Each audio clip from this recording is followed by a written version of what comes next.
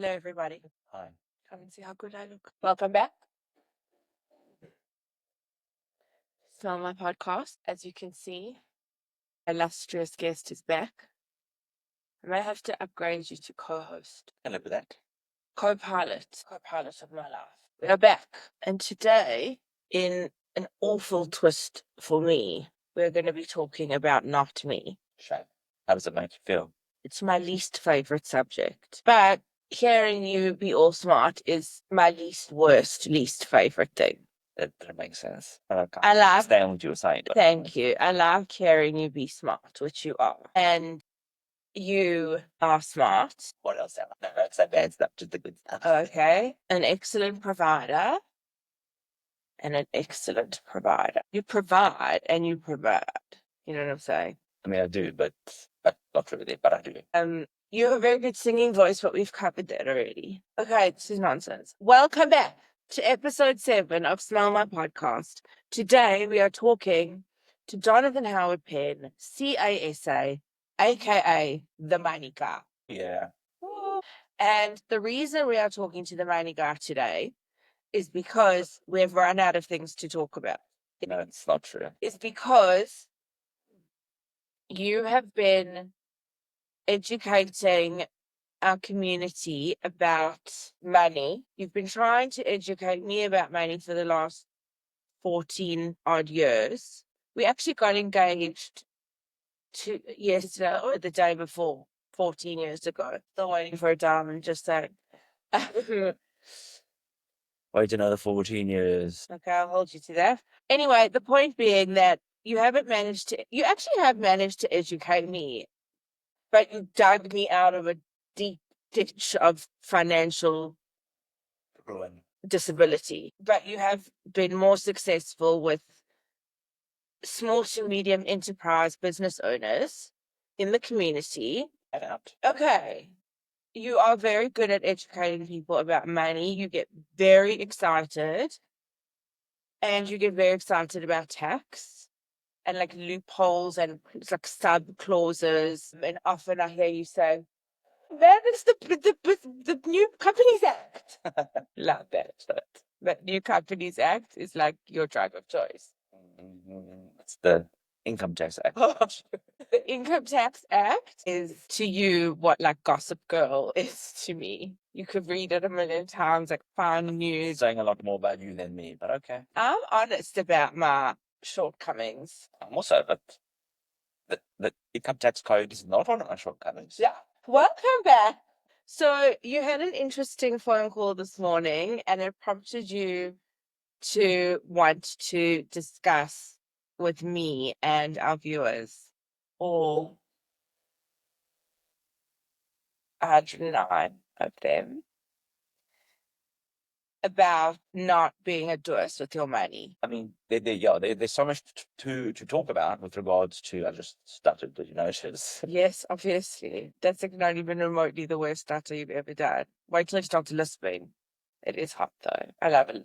Okay, there's a lot to talk about, but what I want to just talk about now specifically is I ran a course over the last few weeks, a basic introductory course on tax. It was a runaway success. I mean, it was massive. But the point that I wanted to just raise on the course is that what we discussed was knowing your business. I know my business. Yeah, so it's know your business, know your tax, right? Most people I deal with that have their own business, never mind they just work for somebody else. That's also a problem in of itself. You're saying employees. Yeah, if you And they don't know. An employee still has to file a tax return. Yeah. Well, again, there are sometimes where they don't, but generally, yeah. I'm just like, okay, wait, no, let's just start at the beginning. Basic individual is employed. And they earn above, like they have to pay tax. Because you can be employed but not earn enough to be a taxpayer. Is that right? Around 90 odd thousand, between 90 and depends on your age, but just say if you earn around 90,000 Rand a year, are automatically a taxpayer. Yeah, these tax obligations. Okay. And then what then let's say your boss business that you work for, whatever, does PAYE. Yeah. They pay tax on your behalf to SARS every month before they give you your salary. Yeah. Well, Well, before then you get just the net amount in your bank account. Yeah. Okay. So then that person still has to do a tax return. Well, again, there's certain requirements, but if you yeah, that is very common. Should a person be looking into filing a tax return regardless because perhaps they are entitled to a refund? Well, that's what I was going to say. Because ostensibly that's why people want to file a return. No one wants to file a return to pay more tax. Yeah, well, yeah. So either you owe SARS more money than what you think, It's not good. or SARS owes you.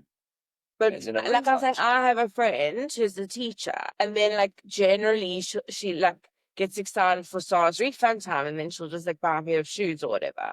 But I'm saying, Yes, so that friend of yours, she pays medical aid. oh, I see. Okay. I don't know what else she does, but maybe she has a pension fund. Maybe she makes donations, which she can claim an 18A certificate. So if you're one of those, It reduces your taxable income. yeah, and then you can claim because remember, your employer's just been paying every single month based on what they think your tax should be based on your income. But they don't know about any of your deductions. Deductions. So that's an employee person who would Benefit. Yeah. So either you have to because you're above a threshold. That's okay. So that's scenario B now. Yes. Scenario B is you're an employee, you earn a salary, your boss does your PA, but because you earn more than I must check the number, 500,000 odd. okay, so because you're a baller. I mean, yeah. Okay, that's actually not such a huge salary. It's like 400,000 rand around. 40 to 50,000 rand a month. Yeah. Before tax puts you in a threshold where you're compelled to file a tax return. Yes, but there is also something now called an auto assessment, which SARS does. You don't even have to do anything. It's AI. I don't know what it is, but they just auto assess you and they kind of do it for you. But you still have to press yes, I accept. Well, you kind of by virtue of not doing anything, you accept it. But ostensibly, you still are doing either an assessment or an auto assessment. So you would have to do a tax return in that scenario B. Okay, so this is someone who's earning, let's say, in that 50 to 60,000 rand a month bracket. They're still a salaried employee, PAYE, but they have to go and have an interaction with SARS once a year or twice if they do provisional tax. Yeah, which they should do. Separate. Separate conversation. Okay, but so and then the interaction may be the auto assessment, or it could be manual tax return. Oh, good. On e-filing, yeah. On e-filing. Okay. Scenario 3 is ostensibly you work for someone else. You're not a business owner, but you are an independent contractor. Well, even before we get there, you may be earning interest on fixed deposits. You may be earning dividends on shares. You may be earning a rental income from a little cottage that you rent out. So you are earning extra income on the side. So Yes. not only do you earn your salary, you have other streams of income, which people probably don't even realize is considered an income. Yeah, so Like if I have shares, so and they shares, grow, well, it's not never mind growth. Growth is a separate issue. Oh, They're okay. earning a dividend, right? Shares earn a dividend. That's a share of the profits that the company makes. Shares will earn you dividends, which is an income. And a fixed deposit or interest or normal bank account will earn a certain more interest. are definitely known to SARS because the banks tell them. Yeah, I think we just have to pause right now and say the number one rule that the Pens live by is SARS always gets their man. Like, you can trick your spouse, but you can't trick SARS. Yes, exactly. Like, literally assume that they know what you ate for breakfast because they do. They do. And what they're looking at now is they've got access to every single person's assets. For example, they own a car. They look and they say, okay, so Mr. X owns a Land Rover and a BMW, plus he owns property because they got access to all records of ownership of like in the the house. deeds office. So they say, okay, so he owns a BMW, he owns a what did I say, 4x4, whatever, and he owns a property in Cape Town and in Joburg as an investment. And then they look and they say, okay, his income that he's earning on his salary is 20,000 rand. It's not adding up. And then they'll flag you for an audit or deemed high risk, and then that will follow. Yeah, so this is another thing that I've learned from you from watching your content and sitting in on consultations with you and clients is that just assume prepare for the worst, assume you're going to be flagged, assume you're going to be audited, and then reverse engineer it to say, if I'm audited and I'm claiming this as a deduction, because you can claim whatever you want. The initial tax return, you don't necessarily substantiate. You put in a jobbo and you say 1, 2, 3, 4, 5. So in theory, you can sit there going, I made all these donations. 5 minutes later, they're going to be like, cool, prove it. Yeah. Well, yeah. I mean, on the deductions, yeah. Yeah, obviously, I'm right.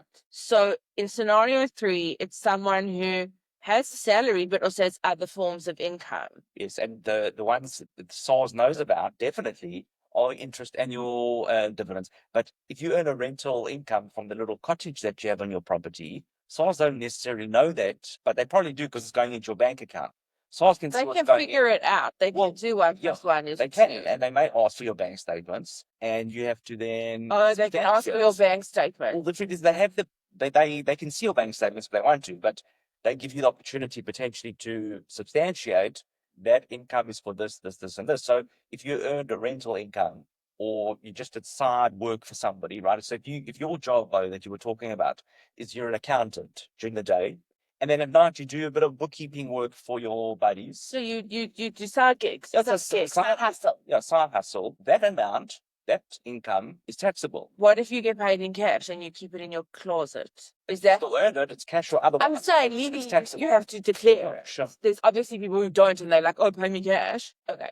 So don't break the law also is the point, yeah. And then what about, yeah, okay, so is that all in scenario 3?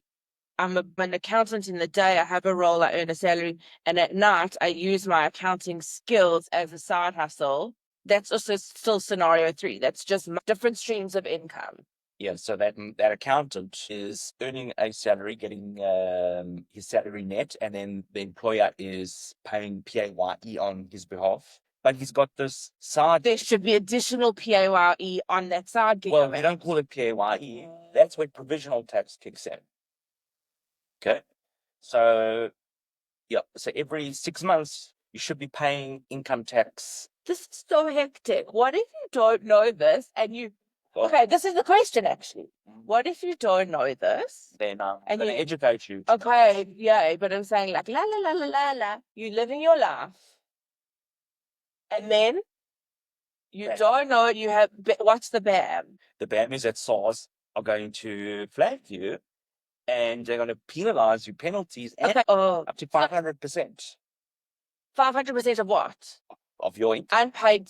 Of your income. Well, of your unpaid. Of your unpaid taxes. So let's say they come along, la la la la, and we see for the last 5 years you've been earning a small amount, 3,500 rand a month. Over and above. Over and above your salary on a rental income in your cottage that you haven't declared or that you haven't been paying tax on. That's, call it 40,000 rand a year for 5 years is what, 200,000 rand.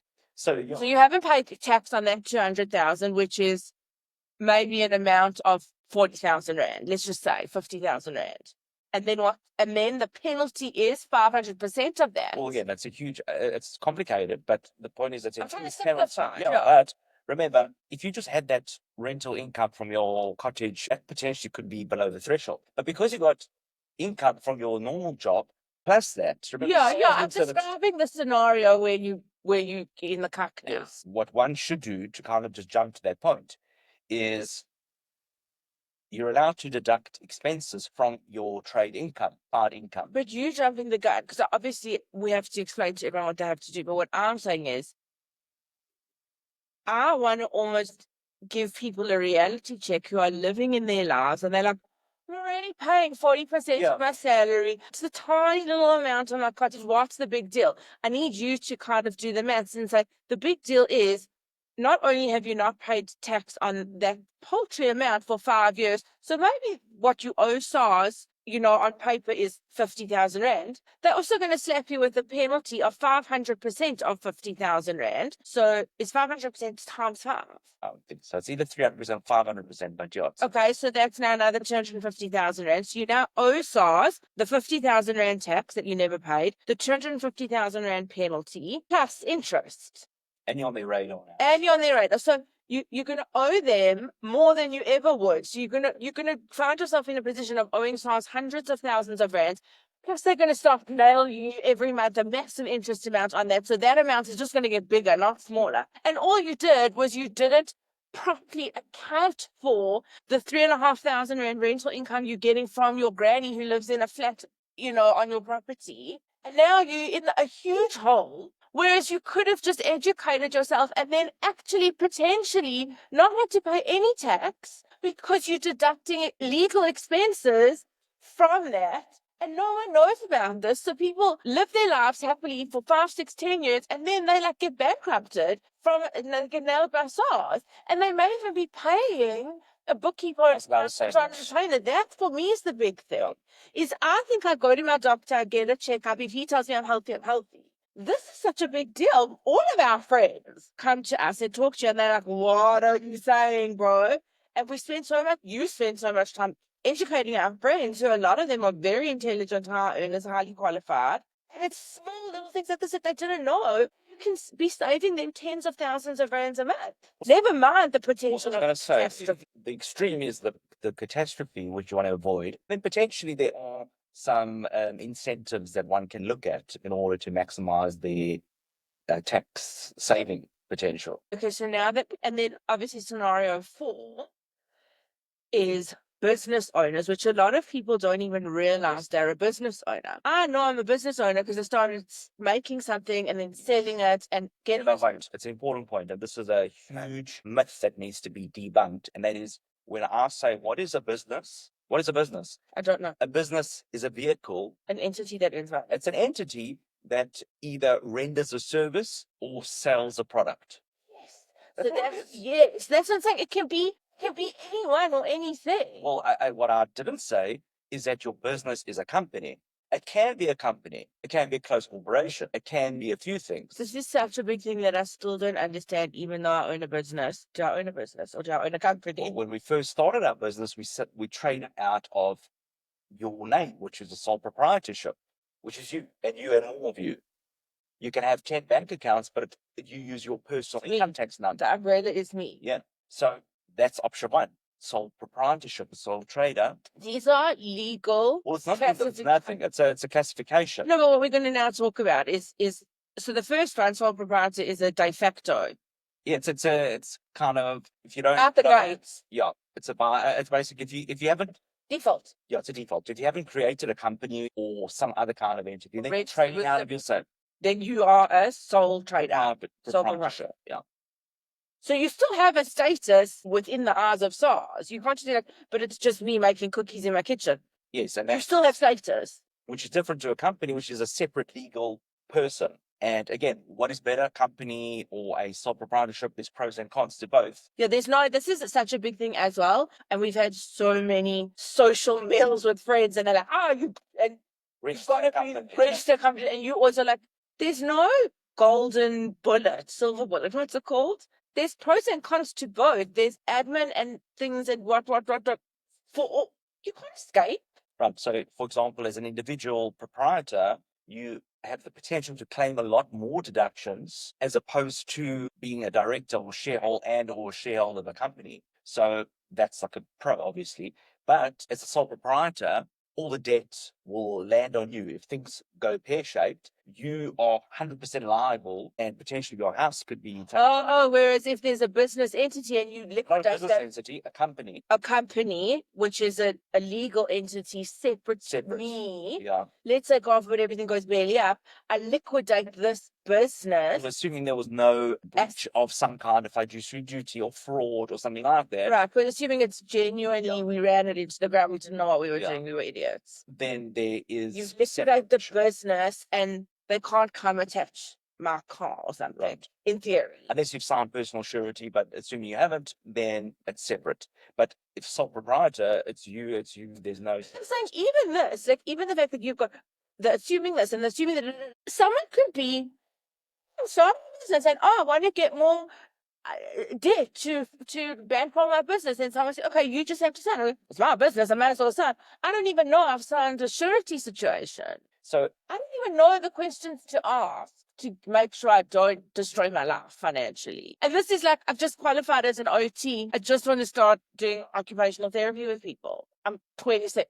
Yeah, so the usual retort to that is, but I've got an accountant who does it for me. This is, And keeps coming back to this, hey? and that's an interesting situation because, I mean, I've worked for large corporations, when I was doing my articles, and I've worked for small Any companies. corporate, all the terms. Yeah, and at the end of the day, And you've seen it all. You've got your own business. at the end of the day, either you pay a couple of grand a month, which, let's be honest, is not a lot of money. That so, what are you going to get for that? Oh, to your accountant on retainer, your accountant. Yeah, so you're either paying them a grand or two a month, or you're paying them like 5 or 6 grand, or maybe 10 grand once a year. And if you amortize that over a little bit, it's nothing. What do you think you're going to get for that? If they are doing the bare minimum, which you hope, it's not going to be much. I don't mean to belittle 10,000 rand. I'm just saying, if you think of an accountant who it took him 8, 9, 10 years to qualify and be in the position that he is to come and do your tax return, 10,000 rand to him, he's going to sit and look for every little nuance of your life to get the deductions. He's not going to even do it necessarily. He's going to get the lackey to do it. And soon it's going to be AI. He then would potentially check it, hopefully, but not necessarily. He does check it.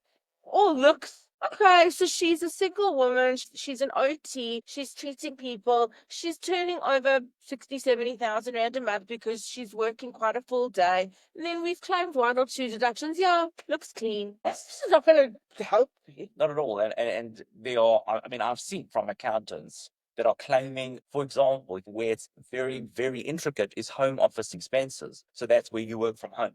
Which most people are doing now. And SARS have clamped down on this post-COVID where people genuinely worked at home. Even now, like if you think of our friends, we have friends who are doctors, lawyers, actuaries, business owners. Okay, but forget business owners, employed people. They genuinely work from home. Their company has a very flexible policy. Well, it's completely flipped now. And that is that there are such strict criteria when you can claim expenses, home expenses, if you're PAYE salaried individual.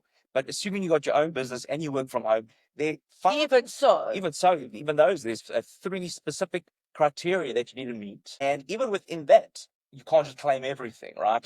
Because you would think, for example, our business genuinely, like there's not a single thing that doesn't happen directly under my nose.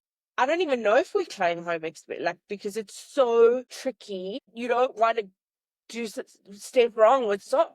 Yeah, and the thing is that, for example, something that I see all the time, and that is that home office expenses, they're new laws and they are intricate. Something which I actually had to teach Grok and ChatGPT because they couldn't get it right.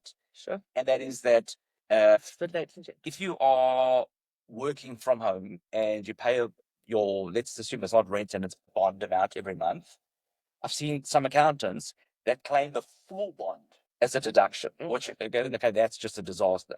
And what I've seen other accountants do, which is not as bad, is claim the interest on that bond. But there are new rules that govern that strictly, where only certain individual meeting the criteria can claim the interest on the bond. So it's so nuanced. So again, it's so nuanced. It's like your bookkeeper or accountant that you're paying a few thousand rand retainer a month. Look at it. Never mind if they know this or not, because your knowledge is very specialized. I get that. So they might not even know it, but let's assume they know it. They're sifting through it for you. The reason I'm harping on about this is because a good friend of ours that Jonny helps a lot with her tax was like, but why would I come to a course and try, like, I'm not a numbers person, I'm not a finance person. Why would I come to a course and try educate?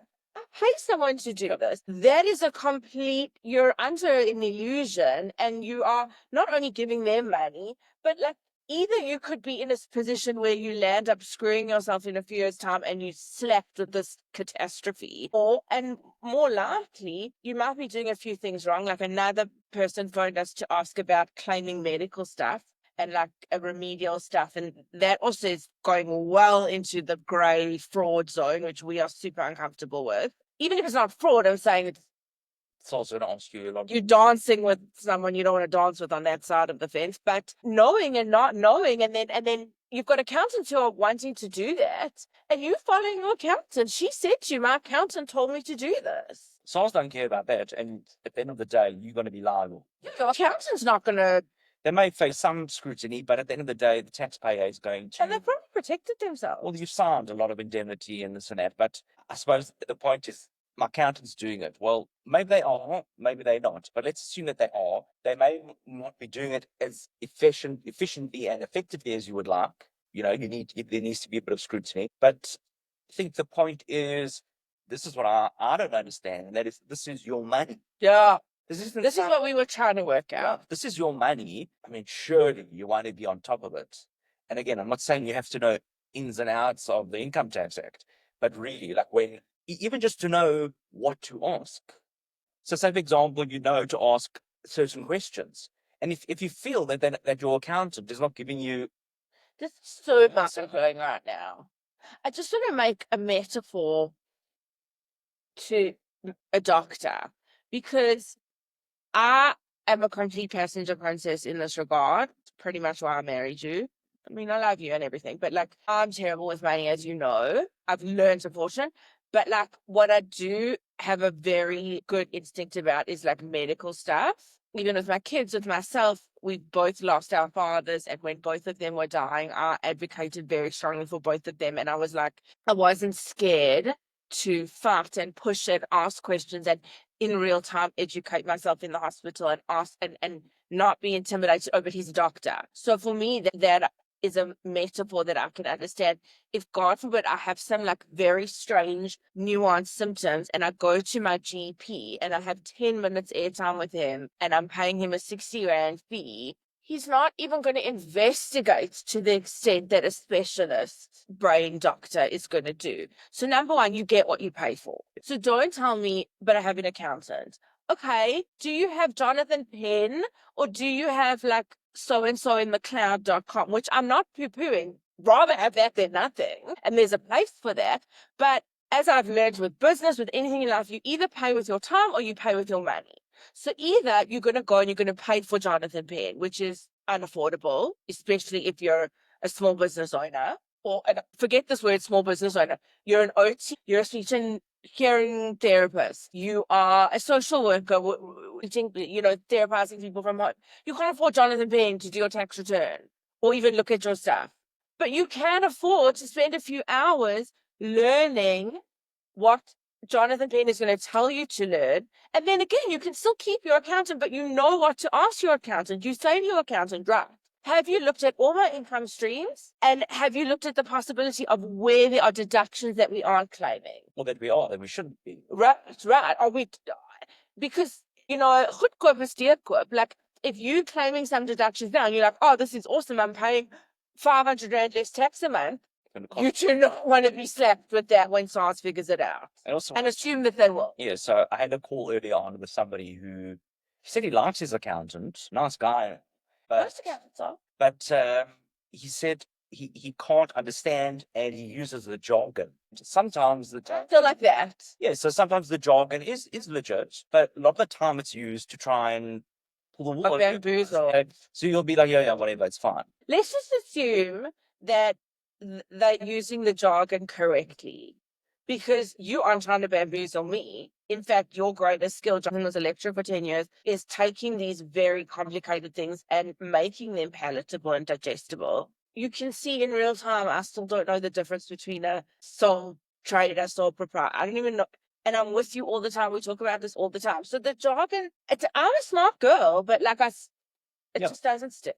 And that's okay. Right. So, but that's why. But you can't just be like, I don't know, that when I hear those words, this is your money. You've worked so hard. Whatever you do, right, you've worked so hard for it. You have to protect it. You have to value it, obviously, and you have to value yourself, as you say. Like, that's something I've learned from you. You've worked so hard, and a big thing I've learned from you is that 1 Rand is the same 1 Rand to everyone. And if you've got 1 Rand and then you put another 1 Rand and then you put another, my 1 Rand is the same 1 Rand as Cyril Ramaphosa's 1 Rand, and you put all those 1 Rands together. Like, you have to value each Rand. Yeah, and the most quoted thing that people say to me all the time is, I wish they would have taught this to us at school. They don't. land. It's not going to land. Yeah, they did. They don't teach us at Move on. school. We're at school now. We're at school now, and there are some basic fundamental things that you have to understand. You don't have to understand everything. You have to understand what affects you. What is it? What is your business? Am I sole proprietorship? Tick, yes, I am. Okay, so let's say, what are the most important questions? Number one, what am I? What is my status under SARS? Yeah. Am I just a PAE earner? Am I an earner with other income streams? Am I a sole proprietor? Am I a company? Am I a business owner? Am I a director? Am I a shareholder? Whatever in the eyes of SARS. Question number one. Yeah. Number two, what is number two? Therefore, that's a decision tree. From there, let's make sure that we are. Firstly, that is correct. You may think you are one of those two, but you actually aren't. And what are the implications of that? Because that's also something I learned from you. Like, if I am an independent contractor, the implications are I can claim more expenses, but I'm liable to pay the taxes myself, blah, blah, blah. Well, independent contractor is a good example because it's such a good example. It's within the umbrella of independent contractor. There are different scenarios where scenario one is that you are a provisional taxpayer, which basically means the tax is your problem. There's no PAYE. Scenario one. Scenario two. It's my problem. No one's paying it for me. Scenario two is no, you are an independent contractor, but there is PAYE obligations on your employer, even though there isn't really an employer-employee relationship. Yeah, that's so complicated. And there's a third scenario where you're a independent contractor, but the employer who isn't really your employer, but in SARS deems them to be, where they are deducting a straight plus minus 25% from your PAYE. So even that independent contractor has different scenarios. It's very complicated, but you are going to help make it simpler. Can I just say something which I just thought of, which I think might be like helpful to people like me? Because you don't understand how hard it is for people like me. Just like sometimes I don't understand why certain things are hard for you. Yes, go on. Can we say this? Put on your SARS glasses. I know it's very infantile, but like I'm putting on my SARS glasses. So I'm looking at this through the lens of SARS. So it's not about like, oh, what does SARS think of this? Assume that SARS is a person and they're sitting next to me. What would they say? Is that a good idea? Yeah, then what? It just helps me to understand who I'm talking to. Okay. Yeah. Okay, so question one is, what is my status in the eyes of SARS as an earner? I earn money in what capacity and what is my status? Then question 1B is, what are the implications of that status? When do I pay SARS? How often do I pay SARS? And how much do I pay SARS? And then what would the next question be? Where can I find deductions? Yeah, so at the end of the day, you're earning income and you are incurring expenses. And just because... A balance sheet. No. And this is... Income statements. Well, yes and no. It isn't the income statement, right? You're either generating or you're earning a profit or incurring a loss. But SARS doesn't necessarily look at that the same way. An accounting profit and loss isn't a tax profit or loss, which we call taxable income. So we need to... You just said that like... We have to understand SARS's lingo. That's why I said put on your SARS glasses. Yeah, so SARS... Okay, so I put on my SARS glasses and I say, through the lens of SARS, this amount of money is in my bank account. Through the lens of SARS, how much of it needs to be taxed? Okay. Because let's say 1,000 rand came into my bank account the whole year. But of that 1,000, I gave 100 rand to a charity and got an 18A certificate from that charity. So if I put my SARS glasses on, I only have to now worry about 900 rand because that 100 became removed from the taxable income portion. Oh, sorry. Okay. Yes, you earned 1,000 rand, but 100 rand, you're not going to get 100 rand less tax you pay. It's going to be 100. Not less tax I pay, 100 rand off my taxable income. Yeah. So the taxable income is now 900. So that 900, I have to say my tax bracket is X and I work it out. I was right. Ostensibly, you're right. Which other kind of way is there to be right? Okay, you're right. You are. But what I'm saying, at the end of the day, yes, you have to look at it through the eyes of a SARS, but at the end of the day, you're a taxpayer, and SARS don't care about whether you knew, you didn't understand, you wish you had learned it at school. Okay, fine. I agree with that. So you have to, this is your money, you've earned it. And SARS are going to tax you on it. You want to try and bring in as many deductions as possible. SARS want to try and limit the amount of deductions as possible. That's such a salient point. You want to try and have as least income possible. SARS want to try and increase the amount of income. They're looking everywhere to try and bring it into your tax in the orbit of your income tax. And you need to understand what can be included, what should be included, and what should be excluded. And it all starts, again, I'm going back to this point with what are you? Are you a sole proprietorship? Are you not? Are you a sole proprietorship? And also you have a job and where you earn a salary. You have to understand these things, and just going on what your accountant says is not going to hold up. It's not good enough. It's not good enough. Worst case scenario, huge risk, penalties. At Best case scenario is that they're doing it and they're doing an average job. And you could be saving. Yeah, well, again, there's certain incentives, specifically if you earn less than R1 million a year. There's certain scenarios where you won't even pay tax. And then second potential incentive is if you are, the first one was a micro business, and if you work under the turnover tax system. Second scenario where there's huge potential to save is if you're a small business corporation, if you have turnover less than 20 million rand. Now, those are just the two easiest and best areas of paying less tax. But before you even get there, what are you? Let's try and understand that. Let's try and understand. And you don't need to understand every scenario for every type of situation. What are you? Understand what you are and make sure that you, within that umbrella of what you are doing things firstly according to the book, and secondly, once you're doing that, once you tick that box, let's try and find some efficiencies and do better. Okay, so if we were to leave everyone, this is obviously like a part one of, thank God, because we're running out of other things to talk about. Joking. If we were to leave everyone with something, how do they answer that question? Can they Google it? Can they grok it? Can they ChatGPT it? Hi, my name is Simon. This is what I do for a living. No, because you can be trading under a company. How would Grok or ChatGPT know? No, you tell Chatty, you say, hello Chatty, I'd like to figure out what my status is as a taxpayer and an earner in the eyes of SARS. This is how I earn my money. This is how much I earn. This is where it goes. Yeah, and I don't know this. Oh, you don't know. You're gonna firstly might misinterpret something. Right. And then you're gonna start seeing jargon that you don't understand. Okay, so would your advice be phone your accountant or phone someone that you know that's someone that you know that you trust? What if they don't have someone that they know? Then you have to seek a professional. Okay, fine. So that can help. Okay, so this is unavoidable. It's unavoidable. You have to find an accountant and speak to them. You try and find That's what they're talking about. So you have to find a good accountant and ask them this question. Yeah. But it's worth paying a good accountant a once-off 1 hour consultation and get these critical questions sorted and then make decisions with the proper information. Once you understand that and you realize what you are, how you're doing it, then it's just going forward from there.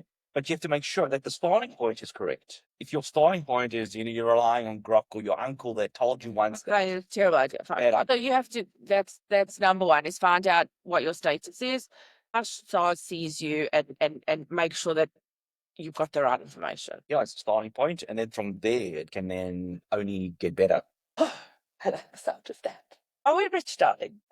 You frozen. Better do business, dear. What sign were you going to say today? Ciao. Oh, God. That's going to be good. I could see that.